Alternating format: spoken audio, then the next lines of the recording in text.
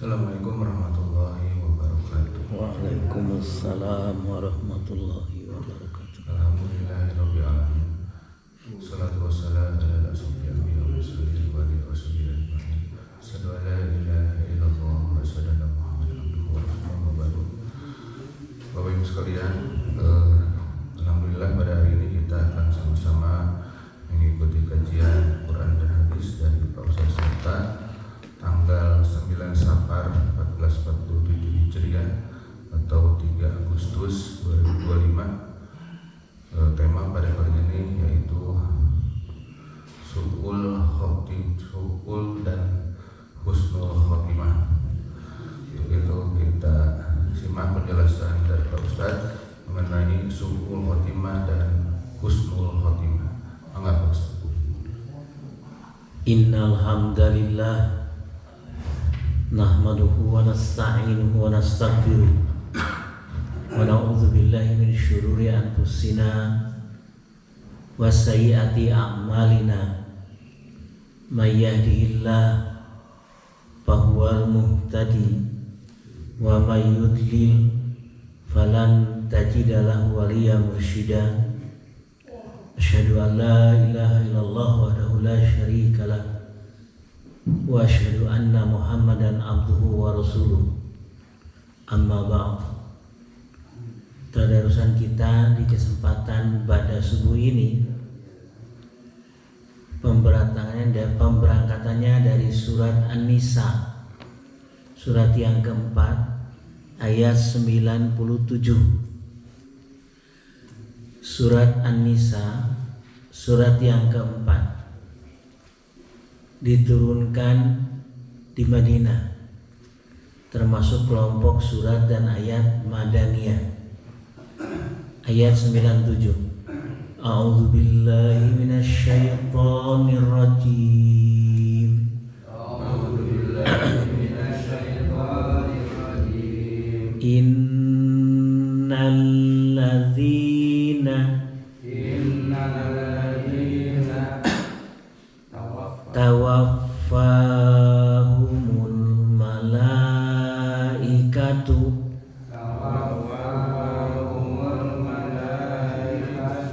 zalimi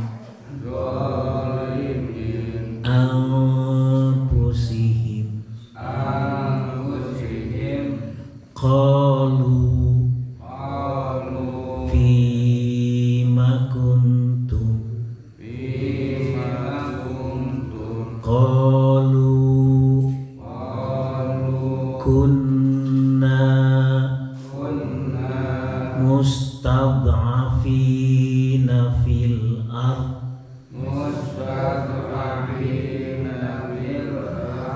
qalu alam takun ardullahi wasi'ah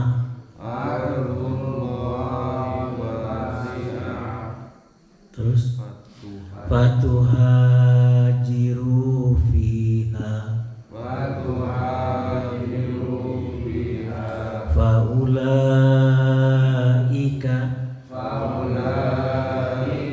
ma'wahum jahannam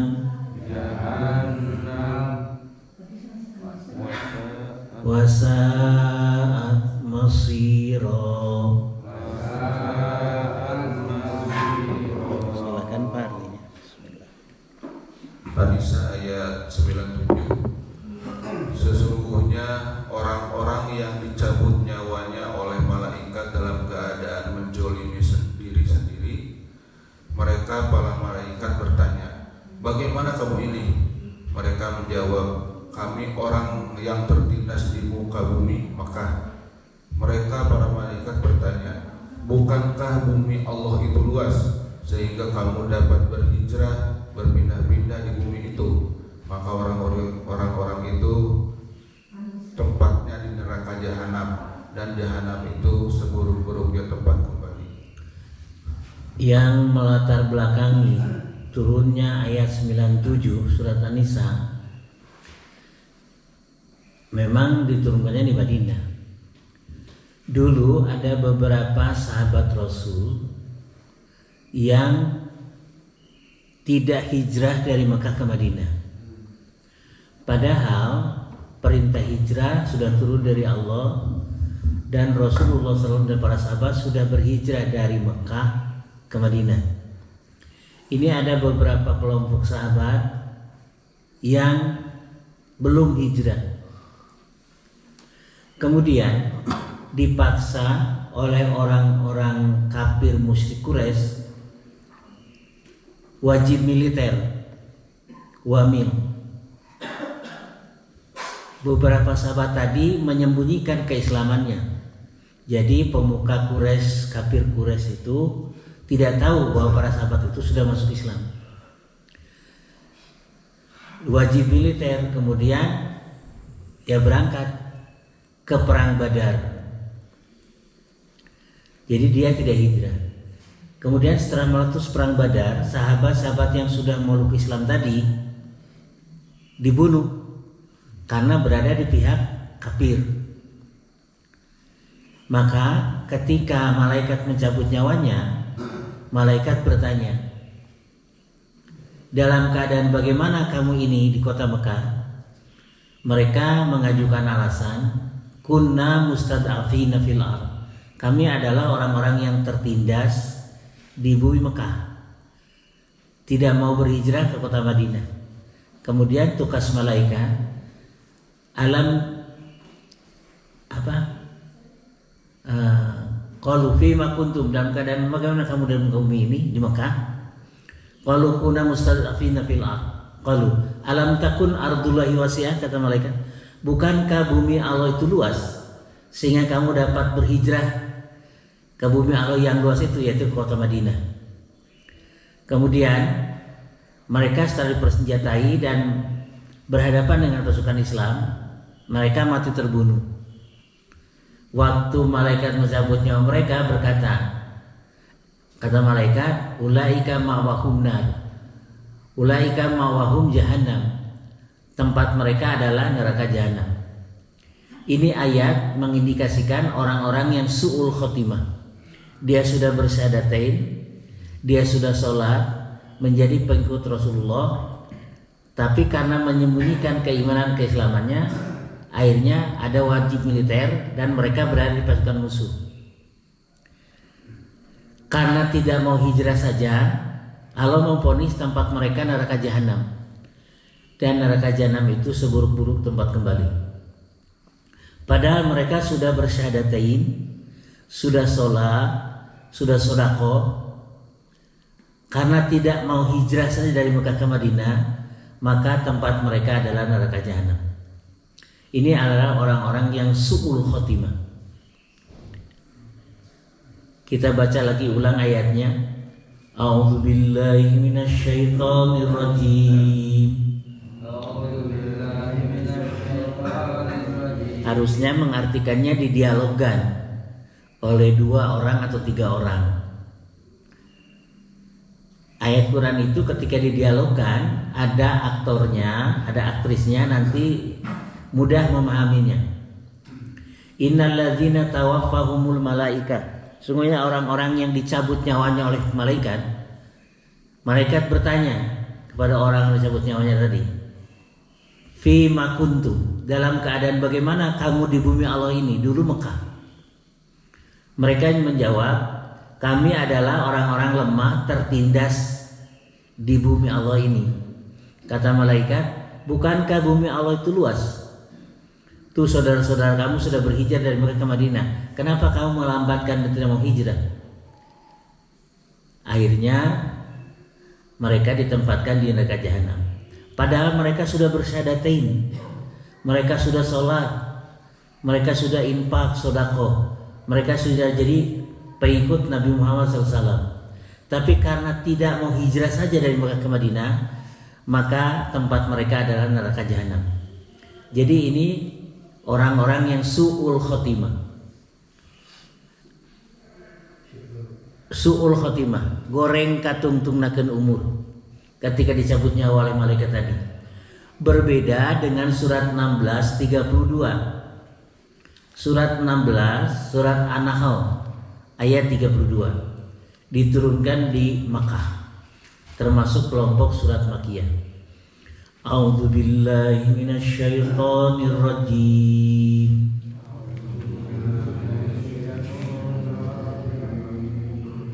Alladzina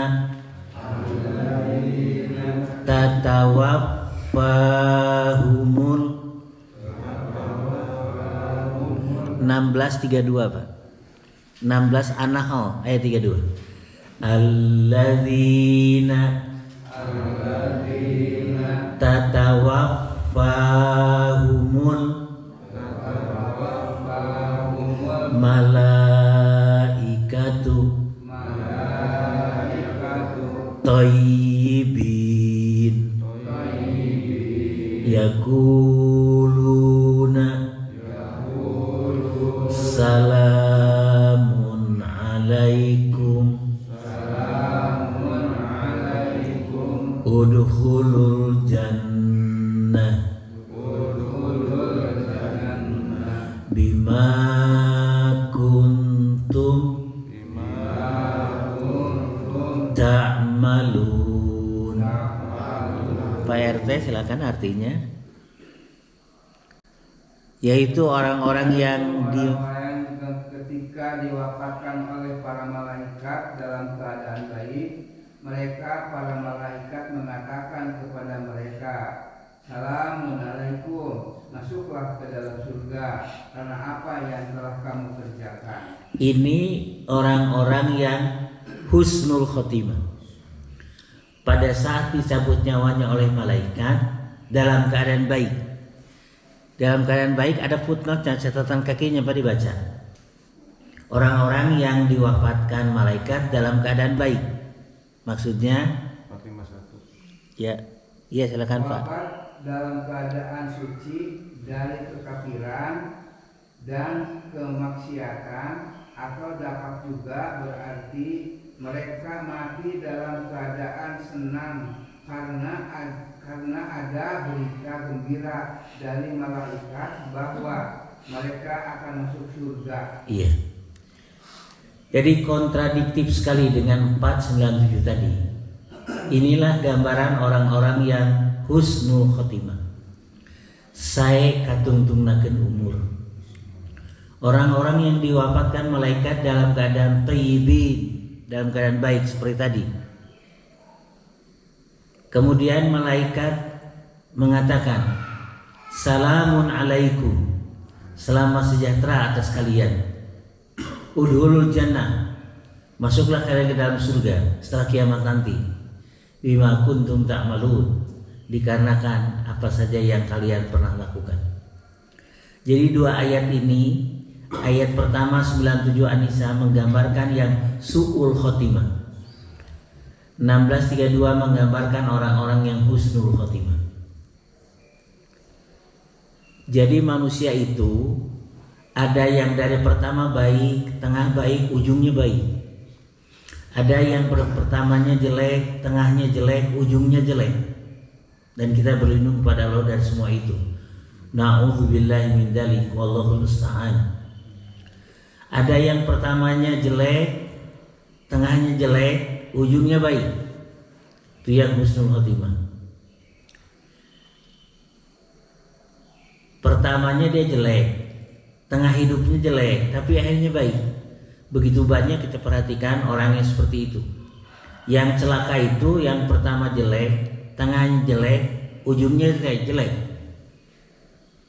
Kalau pertamanya baik, tengah kehidupannya baik, ujungnya baik, itu yang sempurna. Banyak sekali kita menyaksikan artis atau aktor yang tadinya jelek jalan hidupnya, tengahnya jelek, tapi ujungnya bagus. Nah, ini yang husnul khotimah. Oleh karenanya kita senantiasa berdoa kepada Allah. Ikuti saya. Allahumma inna nas'aluka husnal khotimah wa na'udzubika min su'il khatimah. Allahumma ya Allah, inna sungguhnya kami nas'aluka, kami memohon kepada Engkau husnal khatimah, saya katungtungnakeun umur, wa na'udzubika, dan aku berlindung kepadamu ya Allah min su'il khatimah, dari awon katungtungnakeun hirup. Dua ayat tadi satu pelajaran bagi kita semua. Sekarang lihat hadis Bukhari dengan nomor ini Pak 1782. Ada seorang mujahid berperangnya gagah berani menabrak pasukan musuh. Kemudian kata para sahabat, aduh berani sekali dia berperang di jalan Allah. Kata Rasul, ini calon neraka, karena Rasul dibimbing wahyu. Para sahabat tercengang, kenapa bisa-bisanya orang yang gagah berani kemudian mati di medan perang, dikatakan ke Rasul calon neraka. Kemudian ada sahabat yang ingin tahu benar kata Rasul itu tutur eta jalma teh kemana pergi ditutur itu kan. Ternyata dia kena panah yang beracun, masuk ke tenda, nggak kuat menahan sakit, kemudian bunuh diri. Sahabat yang nuturkan tadi berkata ke Rasul, maha benar Allah ya Rasul. Apa katamu? Katanya, benar kata engkau Muhammad bahwa orang ini calon neraka. Saya melihat dengan mata kepala sendiri, dia menusukkan anak panah ke dadanya karena kena anak panah beracun, tidak kuat menahan sakit, akhirnya bunuh diri. Padahal Rasul mengatakannya sebelum terjadi peristiwa itu, mujahid yang bunuh diri. Kemudian Rasul berkata, innamal a'malu bil khawatim. Amal yang menentukan itu adalah yang terakhir. Bukan berarti amal yang pertama dan di tengah tidak berarti. Tapi amal yang menentukan itu yang terakhir. Innamal a'malu bil khawatim. Silakan Pak baca hadisnya. Bukhari dengan nomor 1782. Nomor 1782.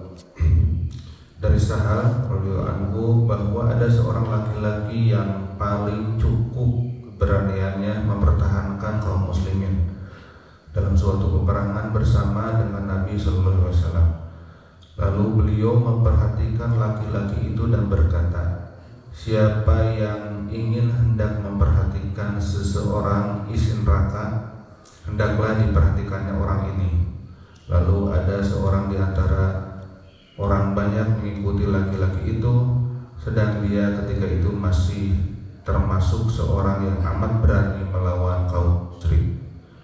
Akhirnya luka dan ingin hendak cepat mati, maka diletakkannya ujung pedangnya di antara dua susunya sehingga pedang itu keluar tembus di antara kedua bidang bahunya. Orang yang mengikuti laki-laki yang bunuh diri itu segera datang menemui Rasulullah SAW dan mengucapkan, saya mengakui bahwa Anda sebenarnya utusan Allah. Nabi bertanya, mengapa begitu? Jawabnya, Anda mengatakan kepada si Anu bahwa siapa yang ingin hendak memperhatikan seorang isi neraka, maka hendaklah memperhatikan orang itu. Padahal dia termasuk orang yang paling berani membela kaum muslimin. Karena itu saya merasa bahwa dia tidak akan mati dalam keadaan serupa itu. Setelah menderita luka, dia ingin cepat mati, lalu dibunuhnya dirinya sendiri. Ketika itu Nabi Muhammad bersabda, sesungguhnya ada seseorang yang mengerjakan pekerjaan isi neraka, padahal dia termasuk isi surga. Dan ada pula yang mengerjakan pekerjaan isi surga, padahal dia termasuk isi neraka. Sesungguhnya pekerjaan itu dimulai menurut akhirnya. Dinilai menurut akhirnya. Ujung hadis saja baca. Innamal a'malu bil khawatimi. Ada apa? Innamal a'mal bil khawatimi. Artinya sesungguhnya pekerjaan itu dinilai menurut akhirnya. Kalau ada yang lomba motor di sirkuit, nomor sekian itu boyot, pasti akan kalah saja. Sementara teman-temannya mangprung, di sirkuit itu berapa putaran selalu memimpin. Tapi melalui finish yang memimpin perlombaan tadi kecelakaan. Kemudian beruntun kecelakaannya yang di belakangnya. Yang tadi boyot itu pasti jadi juara. Yang kecelakaan bisa protes enggak kepada juri? Mestinya saya yang menang. Saya memimpin berapa putaran, saya menang. Tapi di putaran terakhir menjelang finish dia kecelakaan. Jadi yang boyot itu bisa nyusul. Ini innamal amalu bil khawatim. Sesungguhnya amal itu dinilai menurut akhirnya. Jadi ini yang su'ul khotimah. Kata Rasul, ada kalanya orang mengamalkan amalan pisurgaun menurut pandangan orang. Padahal sesungguhnya dia akan menjadi penghuni neraka, kata Rasul. Dia berjuang luar biasa mati-matian sehingga sahabat mengatakan dia syahid. Tapi Rasul yang dibimbing wahyu mengatakan tidak, dia calon neraka. Ternyata di penjung hidupnya dia bunuh diri. Ini mujahid Islam loh. Sudah syahadatain, sudah mau berjihad fisabilillah, ternyata vonis dia masuk neraka. Oleh karena Rasul mengatakan ada kalanya orang beramal dengan amalan pisurgaun, tapi pada ujung hidupnya dia jadi su'ul khotimah. Itu contohnya mujahid Islam yang bunuh diri. Kemudian contoh lain, ada seorang pembunuh 100 orang. Kemudian dia sadar dan nisab mau bertobat. Bertanyalah kepada seorang pendeta, adakah di sini orang alim yang aku ingin bertobat kepada Allah? Ditunjukkan oleh pendeta tadi. Di sana ada. Kemudian dia pergi bertanya kepada orang, saya sudah membunuh 99 orang. Adakah kalau saya bertobat diampuni Allah? Kata pendeta tadi salah jawab. Wah, moal mau diampuni ku Allah 88 jelema itu dibunuh. Kata orang itu sudah kepalang tanggung. Dibunuhnya pendeta yang mengatakan tidak ada tobat bagimu. Jadi 100 orang kok. Kemudian pergi lagi dia menemui pendeta. Ditunjukkannya, saya punya teman, kata pendeta. Pergilah ke tempat kamu bertobat di sana. Jangan balik lagi kamu ngalamu, nanti kamu terkontaminasi lagi. Kemudian sampai pada pendeta tadi ditanyakan, adakah Allah akan mengampuni dosa-dosaku? Aku telah membunuh 100 orang. Tapi jadi katakan yang terakhir pendeta teman kamu yang saya bunuh. Oh, masih terbuka. Pintu tobat bagimu terbuka lebar. Sepanjang kamu belum sakaratul maut, sepanjang matahari belum terbit sebelah barat, Allah membuka pintu tobat selebar-lebarnya. Kemudian Allah mencabut nyawanya.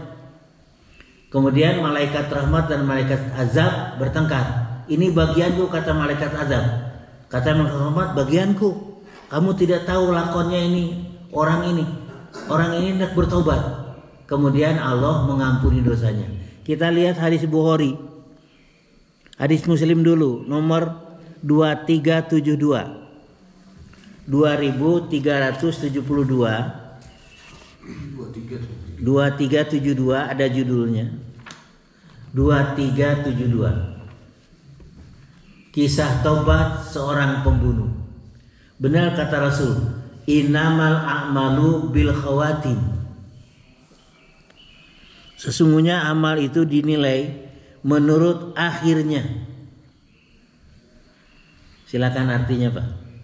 2372 ada judul, Pak. Hadis Muslim 2372, judulnya kisah tobat seorang pembunuh. Iya. Dari Abu Sa'id Al-Khudri radhiyallahu anhu, katanya bahwasannya Nabi sallallahu alaihi wasallam bersabda, zaman dahulu ada seorang pembunuh yang telah membunuh korbannya 99 orang. Lalu dia bertanya kepada penduduk negeri, siapa ulama yang paling alim di negeri ini? Maka ditunjukkannya seorang rahib pendeta Yahudi. Lalu didatangi rahib itu seraya mengatakan bahwa dia telah membunuh 99 orang. Kemudian dia bertanya, apakah pintu tobat masih terbuka baginya atau tidak? Jawab rahib, tidak. Maka dibunuhnya rahib itu dan genaplah kurban pembunuhannya 100 orang. Kemudian dia bertanya kepada seorang penuntut, siapa ulama di negeri ini? Maka dia ditunjukkan kepada seorang ulama yang alim. Dia menceritakan kepada alim itu bahwa dia telah membunuh kurbannya 100 orang. Kemudian bertanya, apakah pintu tobat masih terbuka baginya atau tidak? Jawab ulama itu, ya, selalu terbuka. Pintu tobat selamanya tidak pernah tertutup. Siapa yang sanggup menutup pintu tobat bagi Anda? Pergilah Anda ke negeri Anu, karena di sana penduduknya menyembah Allah. Sembahlah Allah bersama-sama dengan mereka dan jangan kembali lagi ke negeri Anda, karena negeri Anda telah rusak. Maka pergilah orang itu ke negeri yang ditunjuk sang ulama. Setelah setengah perjalanan, tiba-tiba orang itu meninggal. Maka bertengkarlah malaikat rahmat dan malaikat azab. Maka kata malaikat rahmat, orang ini telah tobat dan dia sedang menghadap dengan hati yang tobat itu kepada Allah Ta'ala. Kata malaikat azab, dia belum pernah melakukan kebaikan sedikit pun juga. Tiba-tiba datang seorang malaikat dengan rupa manusia. Lalu dia berdiri di tengah-tengah mereka seraya berkata, ukurlah jarak kedua negeri itu. Kemana yang lebih dekat, bawalah dia ke situ.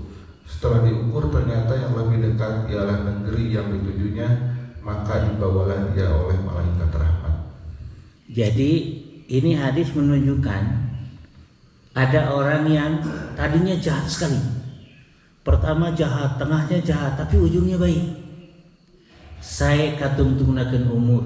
Ini namanya husnul khotimah. Ayat Qur'annya tadi sudah saya berikan. Coba kita lihat masih surat 4 ayat 100. Surat 4 ayat 100. Bagaimana pangkal ayatnya? Tolong dicolok. Pangkal ayatnya. Ayat 100. 4, surat 4 Pak. Anisa ayat 100.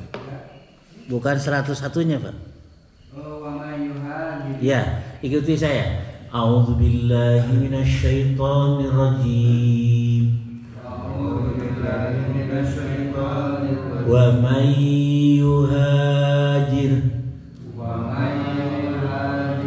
Ini aja. Wa may yakhruj min baiti. Ayatnya masih itu, Bu. Pak. Saya ulangi. Wa may yuhajir fi sabilillah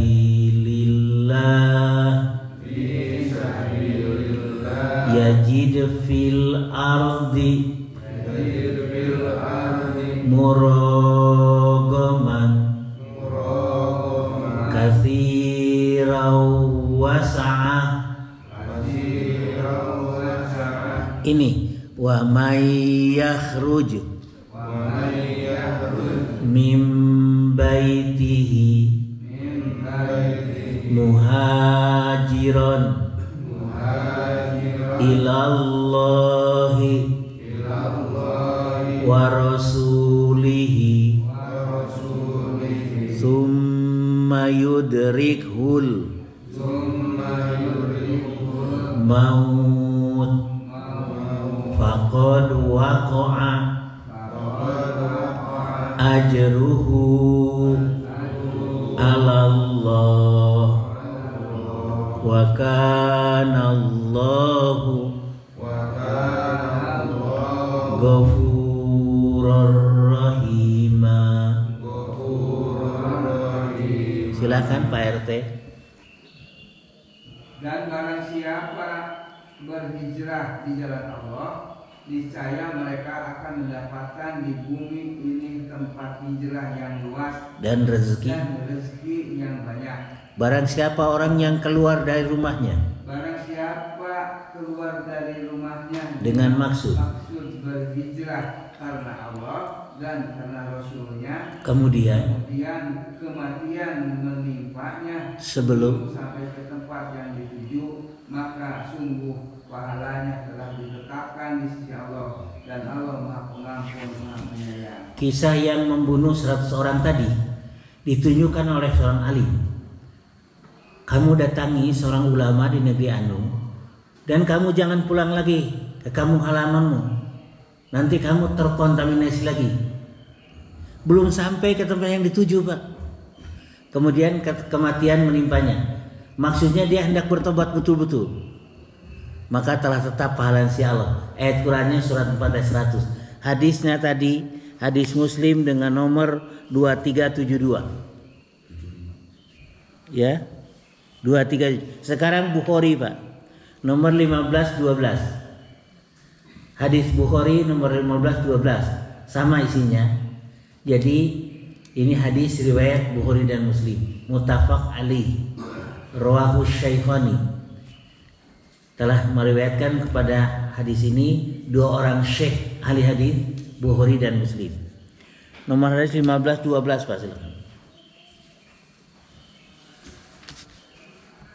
Ya, baik. Iya. Hadis Bukhari 1512. Iya. Judulnya niat baik.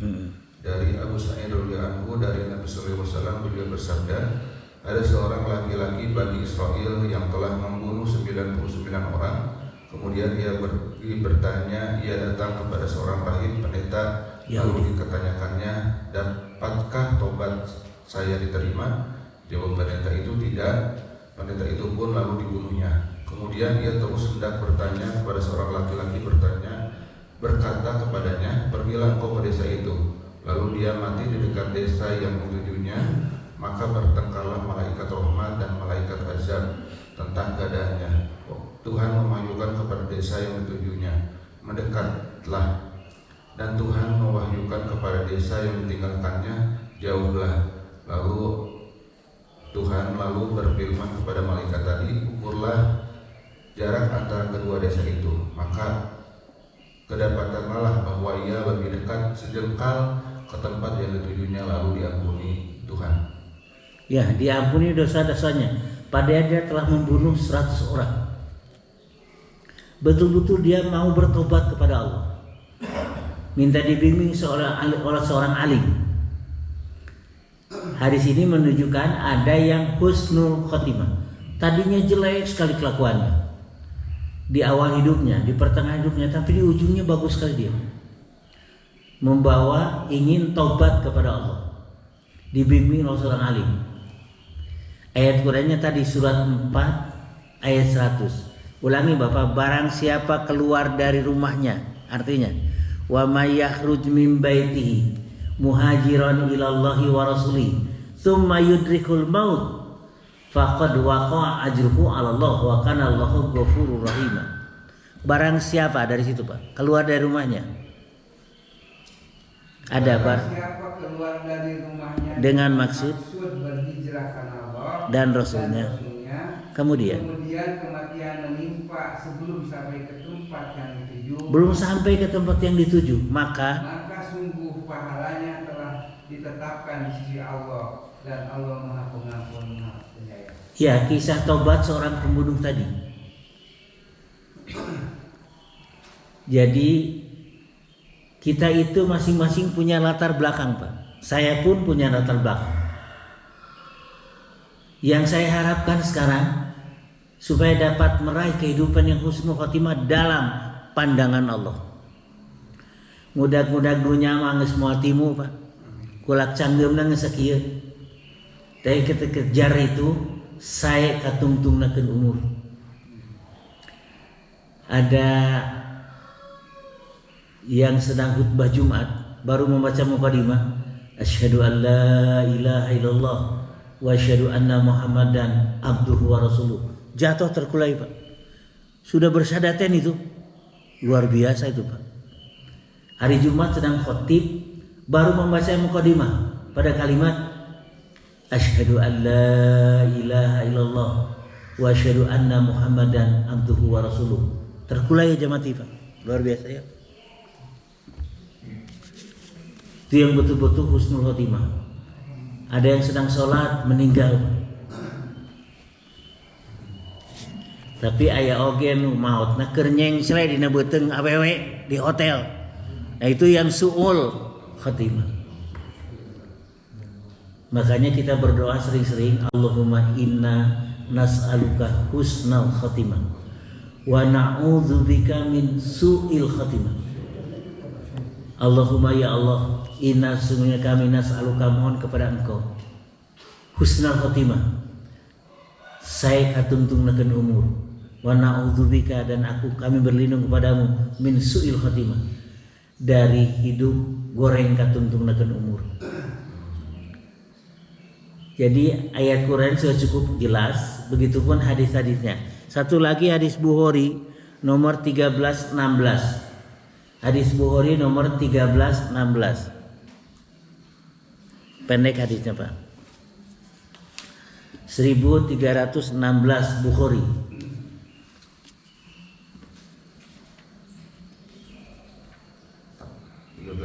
Ya.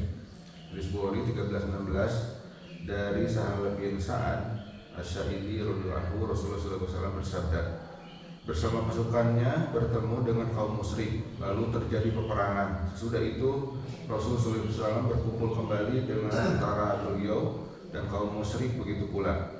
Di antara sahabat-sahabat Rasulullah SAW ada seorang laki-laki, tidak dibiarkannya musuh yang terpencil dan yang terpisah, melainkan diburunya dan diletakkannya tangan pedangnya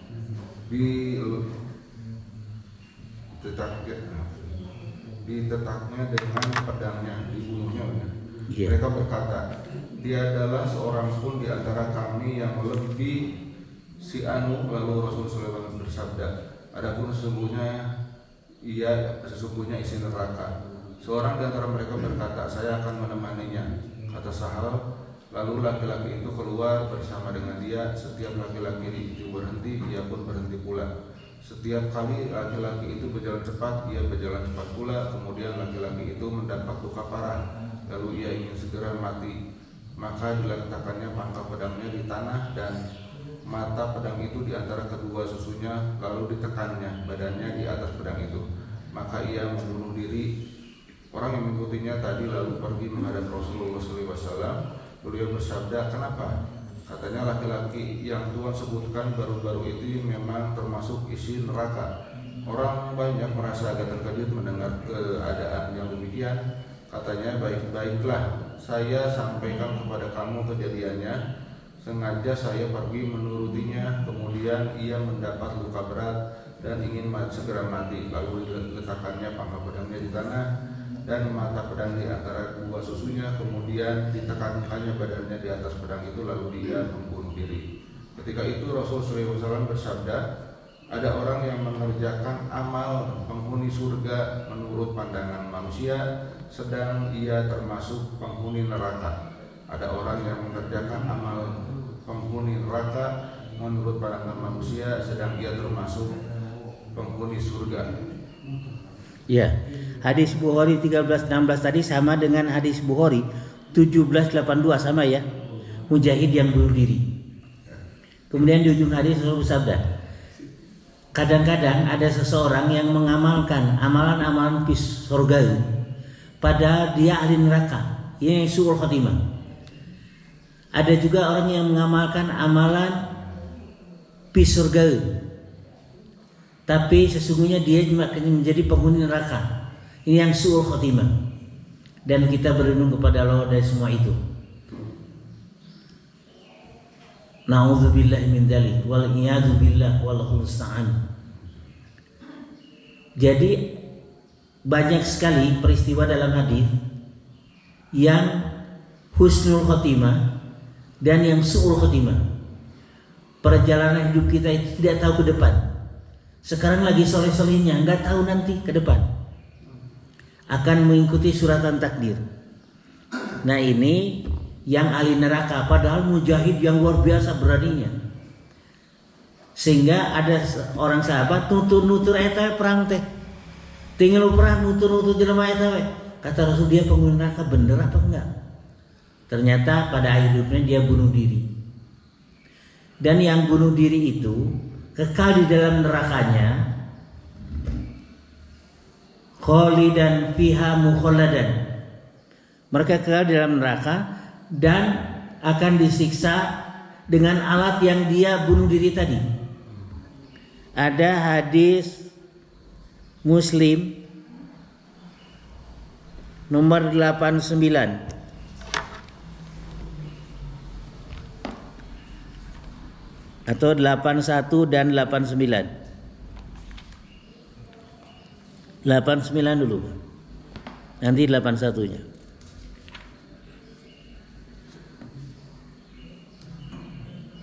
Muslim.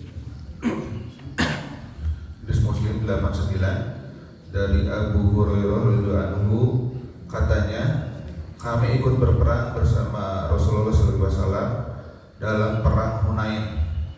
Rasulullah SAW berkata kepada seorang laki-laki yang mengaku Islam, orang ini penghuni neraka. Ketika kami berperang, orang itu pun ikut berperang dengan gagah berani sehingga dia terluka, maka dilaporkan orang hal itu kepada Rasulullah SAW. Katanya, orang yang tadi Anda katakan penghuni neraka, ternyata dia berperang dengan gagah berani dan sekarang dia tewas. Jawab Nabi SAW, dia ke neraka. Hampir saja seberapa bagian kaum muslimin menjadi ragu-ragu ketika mereka sedang dalam keadaan demikian. Tiba-tiba diterima berita bahwa dia belum mati tetapi luka parah. Kemudian malam telah tiba, orang itu tidak sabar menahan rasa sakit karena lukanya itu. Lalu dia bunuh diri. Peristiwa itu dilaporkan orang pula kepada Nabi sallallahu alaihi wasallam. Nabi sallallahu alaihi wasallam bersabda, Allahu Akbar, aku mengaku bahwa aku hamba Allah dan Rasulnya. Kemudian beliau memerintahkan Bilal supaya menyiarkan kepada orang banyak bahwa tidak akan dapat masuk surga seorang muslim, orang yang tunduk patuh. Sesungguhnya Allah menguatkan agama ini dengan orang jahat. Jadi mujahid itu disebut orang jahat, padahal dia berperang di jalan Allah. Tapi karena tidak kuat menahan sakit, kena panahnya akhirnya bunuh diri. A81 nomornya sekarang Muslim. Muslim 81.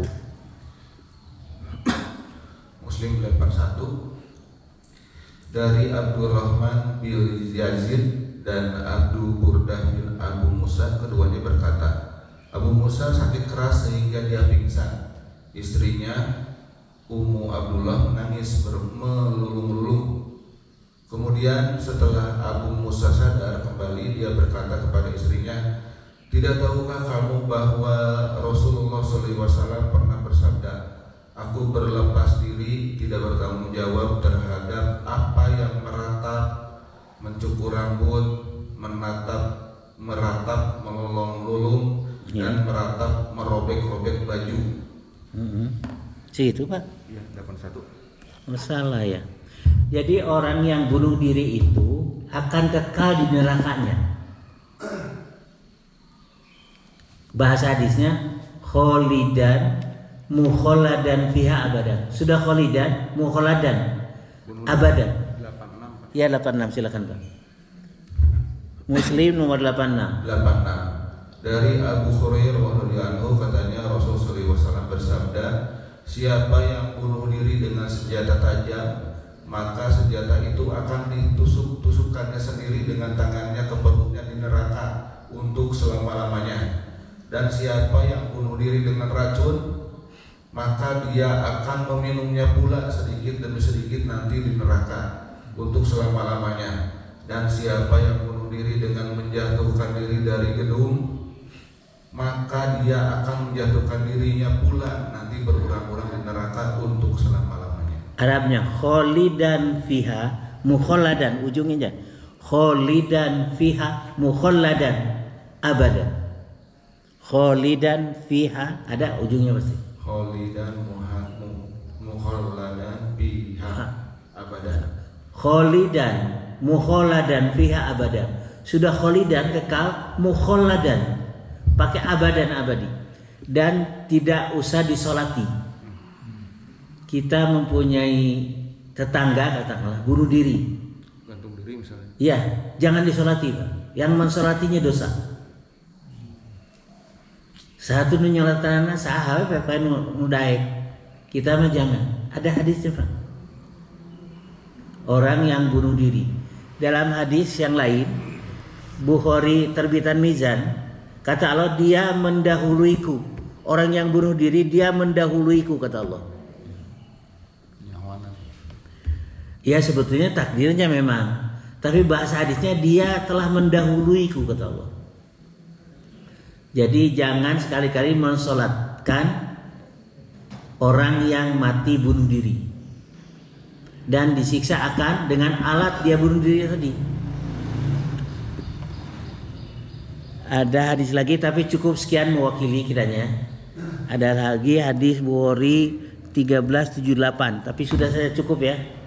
Ayat Qur'annya tadi surat 4 ayat 97 yang su'ul khotimah dan 400 yang husnul khotimah.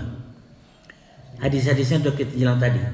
Ayat Qur'annya 1632. Alladzina tatawaffahumul malaikatu thayyibin. Orang yang diwafatkan malaikat dalam keadaan baik. Husnul khotimah. Yaquluna malaikat ngabagiakeun salamun alaikum udhulul jannata bima kuntum ta'malun. 1632 dan 4 ayat 100. Kita tutup formalnya, nanti tanya jawabnya di belakang. Aqulu qouli hadza wastaghfirullahal azim li wa lakum wa taqabbalallahu minna wa minkum tilawatahu innahu huwas-samiul alim. Wallahu a'lamu bissawab. Subhanakallahumma wa bihamdika asyhadu an la ilaha illa anta astaghfiruka wa atubu ilaik. Wa akhiru da'wana anil hamdulillahi rabbil alamin. Kalau ada 1-2 pertanyaan yang sehubungan materi atau yang di luar silakan. Iya, bentar. Ya.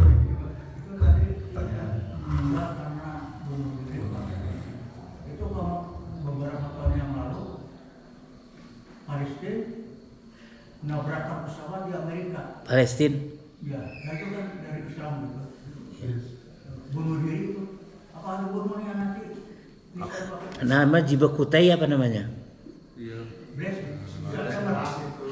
September. Nabrakeun pesawat. Iya. Jadi kayak didagor-dagorkeun.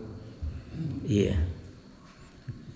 Ada mujahid Islam zaman Rasul menerobos pasukan musuh, berani sekali Pak. Padahal peluang untuk hidupnya sangat sedikit Pak. Jadi motivasinya dulu, dia ingin bunuh diri atau bukan?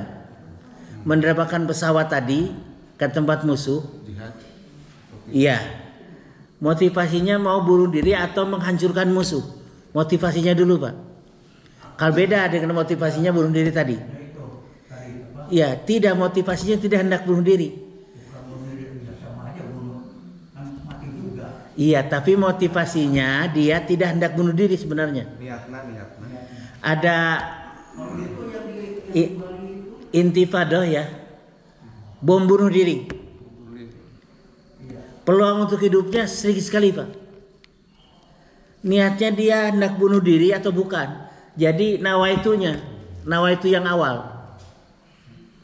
Kalau Muhammad Toha atau Muhammad Ramdan masuk ke got, gudang musuh itu mau diledakkan. Ada ya ceritanya Muhammad Ramdan atau Muhammad Toha? Iya. Lewat got terus diledakannya gudang musuh. Lari kemanapun pasti dia mati Pak. Iya, karena sudah meledak gudang musuh Belanda tadi, dianya mati pasti. Tapi nawaitunya hendak bunuh diri atau bukan? Beda dengan nawaitunya bunuh diri Pak. Tadi yang menetapkan ujung pedang di dadanya, di antara kedua susunya, hendak bunuh diri karena sakit menahan racun lukanya tadi. Kalau Muhammad Toha tadi bunuh diri bukan kira-kira? Meledakkan gudang musuh atau kapal itu masuk ke cerobongnya itu, jetnya. Ya mati semua musuhnya, dia juga mati. Kalau orang Jepang ada namanya harakiri atau apa? Ya itu maksudnya bunuh diri dia. Daripada kena ditawan musuh, disiksa, sudah aku bunuh diri saja. Itu bunuh diri. Bukan konsep Islam. Jadi bom bunuh diri itu, ini kontroversi di antara ulama. Pasti dia mati Pak. Tapi nawaitunya hendak bunuh diri, dia sebagaimana tadi, atau hendak membinasakan musuh. Ada seorang mujahid menerobos pasukan musuh Pak, dan peluang untuk hidupnya sedikit sekali. Pura-puranda memang musuh, tapi dia juga mati. Makanya dari hadis itu muncullah intifadah. Bom bunuh diri boleh, ada yang mengatakan tidak boleh. Kalau pasang bom bunuh diri, ya mati dia juga mati Pak. Tapi niatnya dia hendak bunuh diri atau hendak melumpuhkan musuh. Jadi tergantung niatnya ya, innamal amalu binniyat. Kalau yang tadi ingin bunuh diri memang niatnya, jadi neraka kata Rasul. Bukan bunuh diri, tapi membela tujuan yang baik. Iya, tidak hendak bunuh diri, tapi pasti dia mati pada dia. Kecil harapan untuk hidupnya kecil Pak. Jadi yang membedakan nawaitunya Pak. Itu niatnya.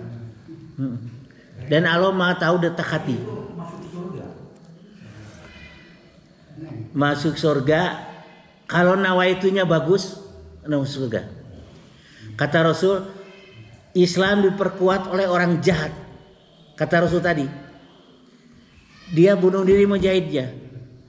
Kalau yang menerobos pasukan musuh beda lagi. Jadi tidak ada jalan kecuali diterobos pasukan musuhnya. Dan peluang untuk hidupnya kecil sekali. Berbeda dengan yang su'ul khotimah tadi. Ya Pak, silakan. Assalamualaikum warahmatullahi wabarakatuh. Waalaikumsalam warahmatullahi wabarakatuh. Berkaitan Innamal amalu bil khawatim. Berarti apa itu bertentangan atau tidak? Itu nomor satu Pak. Nah yang nomor dua, soal seseorang itu ketika meninggal itu kan masuk ke dalam kubur, karena ada siksa kubur, ada rahmat dalam kubur, misalnya hari ini selamat. Nah apakah setelah seseorang itu selamat di dalam kubur, berarti keluarganya yang di dunia itu sudah dalam tanda petik ya, mungkin tidak usah mendoakan lagi, toh dia akan masuk surga, ataukah nanti setelah sampai selesai habis amalnya, akhirnya dia akan masuk neraka?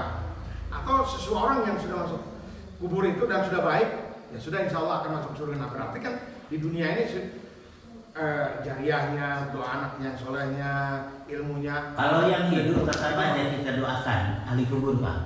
Doakan aja yang baik. Ada orang yang mengatakan syahid menurut pandangan manusia, belum tentu syahid menurut Allah. Jadi untuk itu kita doakan saja. Ada syahid menurut pandangan Allah, ada syahid menurut pandangan publik. Beda. Kalau syahid menurut pandangan publik belum tentu menurut Allah Pak. Jadi untuk itu kita doakan saja. Padahal yang syahid itu dalam panah Allah masuk surga pasti. Nggak ada siksa kubur kan? Dan dapat memberikan syafaat kepada 70 keluarganya Pak Hadis. Yang syahid itu dalam panah Allah jadi investasi besar. Akan memberikan syafaat kepada 70 keluarganya. Ada dokter ortopedi S3. Padahal biaya yang dikeluarkan oleh orang tuanya sangat besar. Pada waktu Suriah bergejolak, dia ngomong sama ibunya, "Pak, Ma, doakan saya mau jadi relawan." Bayangkan uang sudah dikeluarkan ratusan juta Pak. Kenapa Nak? Bukankah kalau praktek di sini saya dalam negeri uangnya puluhan juta? Kenapa kamu harus ke Suriah jadi relawan? Ibunya mencucurkan air mata, ayahnya. Kita kembalikannya kepada kita semua. Kalau kita mempunyai anak, jurusannya ortopedi, bedah tulang, sudah dibayar ratusan juta, mau pergi ke Suriah, ke Palestina, kira-kira orang tuanya mengizinkan atau tidak? Mending dia nggak duitnya gede, ya mah ini ke Palestina mah tuh dekat sekali kepada kematian. Jadi relawan Pak. Kira-kira Bapak akan memberikan anak itu pergi ke Palestina atau praktek saja di sinilah, uangnya besar? Kira-kira Bapak kalau punya anak seperti itu, si anaknya 100% mau jadi relawan ke Palestina Pak, Uang yang dikeluarkan orang tuanya ratusan juta, Pak. Kira-kira Bapak dek mikeun eta budak ka Palestina entong? Hah? Rela. Dat teu boga budak nu ortopedina. Dapat memberikan syafaat kepada 70 keluarganya. Syahid itu. Walaupun dia tidak ikut berperang ke garis depan. Tempat tinggal dia kena bom. Mati dia. 70 keluarganya akan diberikan syafaat oleh dia, Pak. Kata bapak hari dibikinnya budak teh. Kan baik, karena syahid itu akan membela keluarganya 70 orang. Luar biasa ya. Ya sudahlah. Jadi bapak doakan saja, karena syahidnya menurut Allah atau pandangan publik kita tidak tahu. Doakan saja. Tapi kalau betul pandangan Allah, siksa kuburnya lepas dan masuk surga, menyeberang sirotnya bagaikan kilat. Itu hadis mengatakan seperti itu. Cekap rupinanya apa? Mi ibu ayah patar santai ya? Ya silakan Bu. Bagaimana sikap pengurus masjid ketika ada yang meninggal bunuh diri, sementara keluarga tidak disolatkan, sementara pengurus itu bagaimana? Dia matinya bunuh diri atau bukan? Ya, jadi misalnya Oh iya. Lagi di kantor pas saya. Kenapa juga Pak Ustaz? Menurut hadis jangan disolati, Bu. tapi kalau keluarganya meminta, apakah kita tunjukkan ini hadisnya seperti ini gitu, Pak? Tunjukkan aja. Tunjukkan aja nggak apa-apa gitu ya. Jadi warga tidak perlu menjelaskan itu ya. Iya. Makasih. Yang mau dosa berarti. Yang Tapi kan Pak Kiai gini sedikit. Ini pada masa Ya RT mah harus. itu sesuatu hal yang jelek, Pak Kiai, itu bisa dimusyawarahkan. Jadi ada juga hadis yang sakrot, tapi kita bisa cari jalan. Misalnya itu tidak boleh disolatkan, tidak boleh sakrotkan dan sebagainya. Tapi lihat situasi gimana sebagainya kan, gitu kan. Nah di situ kita jihad. Mana kan itu? Iya. Jadi dengan keluarga itu bisa ada suatu hadis bisa dirubah semacam ini. Jadi banyak pemerintah juga merubah hadis. Contohnya misalnya anak sampai sekarang kan boleh dinikahkan 10 tahun, 8 tahun, 12 tahun. Kan katanya negara telah undang-undang sampai sekarang nomor 17. Itu kan Jangan menikahkan anak di bawah umur gitu. Ya, di bawah umur. Kan rumah bebas.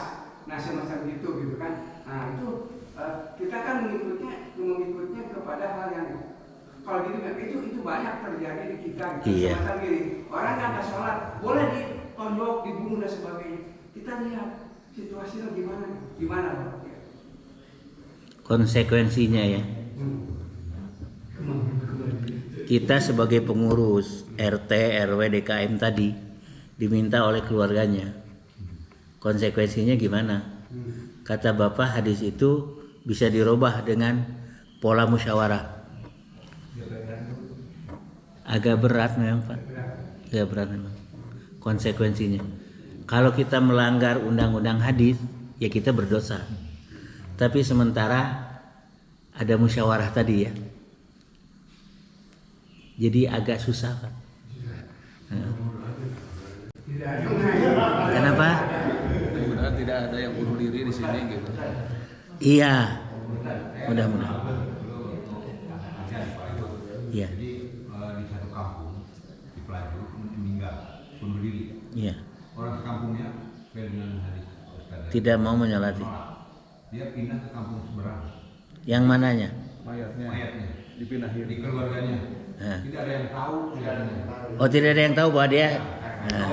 Kawan saya itu izin lagi di kantor mau nyalakan ada yang meninggal gitu. Setelah dia datang ke kantor, dia mencak-mencak, punya dia bunuh diri. Dia nyolatkan di kampung itu. Kalau tidak tahu. Iya. Tidak tahu. Kalau tidak tahu nggak apa-apa. Asal betul-betul jangan pura-pura tidak tahu. Padahal tahu, jangan. Dibawa kabir gitu ke dia. Dibawa pindah ke kampung sebelah, ada solati. Kampung sebelah tidak tahu bahwa matinya bunuh diri. Tapi ada teman kantor bapak yang ikut nyolati, padahal tahu. Belum tahu tadinya. Oh belum tahu nggak apa-apa. Tapi setelah diberitahu sudah terlanjur menyolati, tidak dosa karena tidak tahu Pak.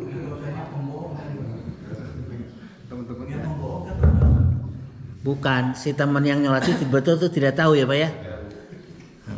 Jadi ada kiatnya, bawa aja ke tetangga sebelah. Jadi kiatnya bukan musyawarah Pak.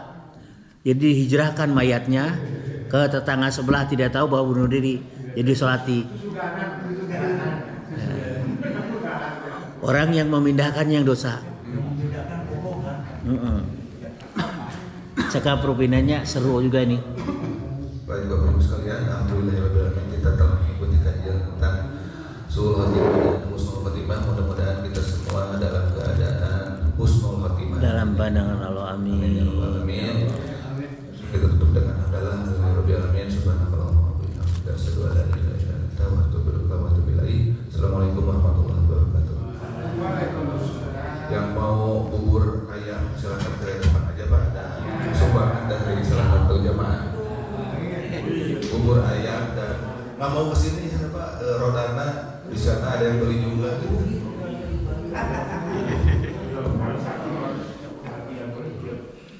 Ikan zaman lah pakin kita.